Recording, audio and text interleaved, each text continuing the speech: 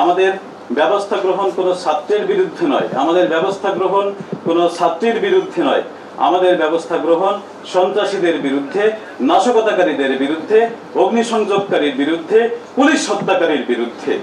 তাদেরকে বিন্দুমাত্র ছাড় দেওয়ার কোনো প্রশ্নই আসে না।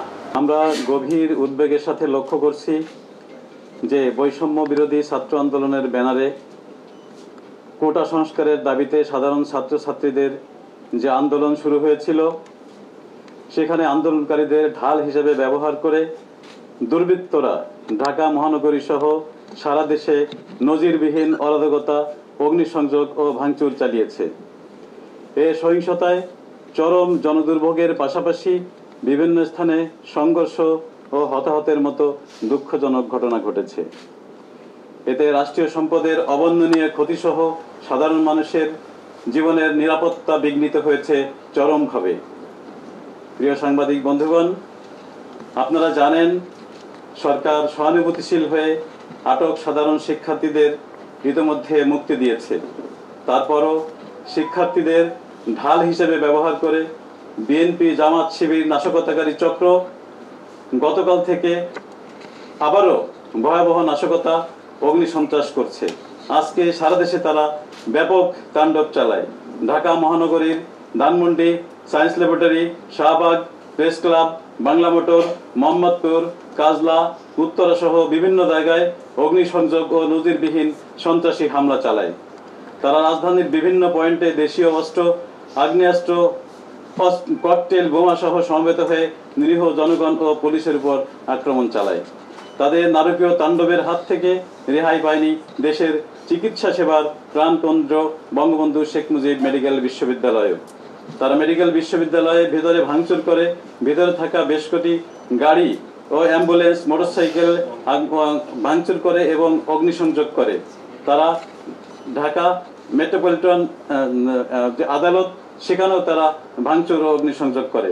খিলগাঁও থানা, যাত্রাবাড়ি থানা, শাহবাগ থানা আক্রমণ করে এবং ঢাকা শহরের 10টি পুলিশ বক্সে ভাঙচুর ও অগ্নিসংযোগ করে।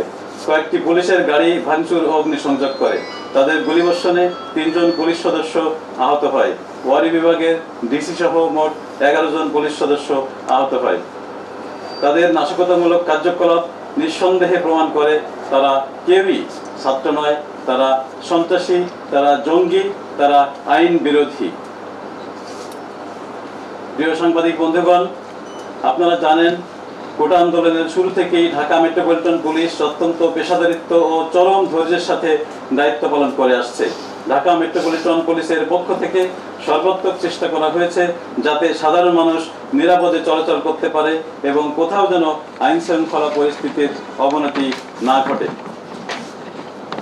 এই সহিংসতায় পেশাগত দায়িত্ব পালন করে এখন পর্যন্ত ঢাকা মেট্রোপলিটন পুলিশের প্রায় 350 পুলিশ সদস্য আহত হয়েছে এবং 3 জন পুলিশ সদস্য নির্মমভাবে নিহত হয়েছে।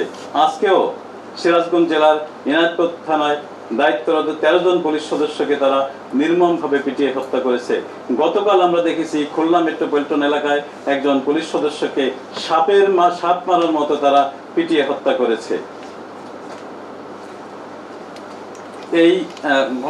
এই সন্ত্রাসী গোষ্ঠী যে কার্যক্রম করছে, এটিতে আমাদের পেশাগত দায়িত্ব পালনে যে আইনানুগ ব্যবস্থা গ্রহণ করা দরকার সেটি যথাযথভাবে করা হবে।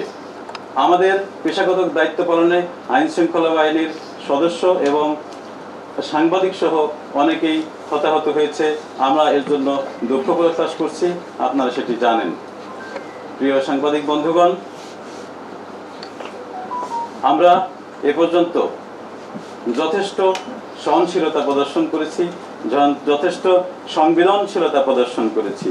আমাদের ব্যবস্থা গ্রহণ কোনো ছাত্রের বিরুদ্ধে নয়, আমাদের ব্যবস্থা গ্রহণ কোনো ছাত্রীর বিরুদ্ধে নয়, আমাদের ব্যবস্থা গ্রহণ সন্ত্রাসীদের বিরুদ্ধে, নাশকতাকারীদের বিরুদ্ধে, অগ্নিসংযোগকারীর বিরুদ্ধে, পুলিশ হত্যাকারীর বিরুদ্ধে।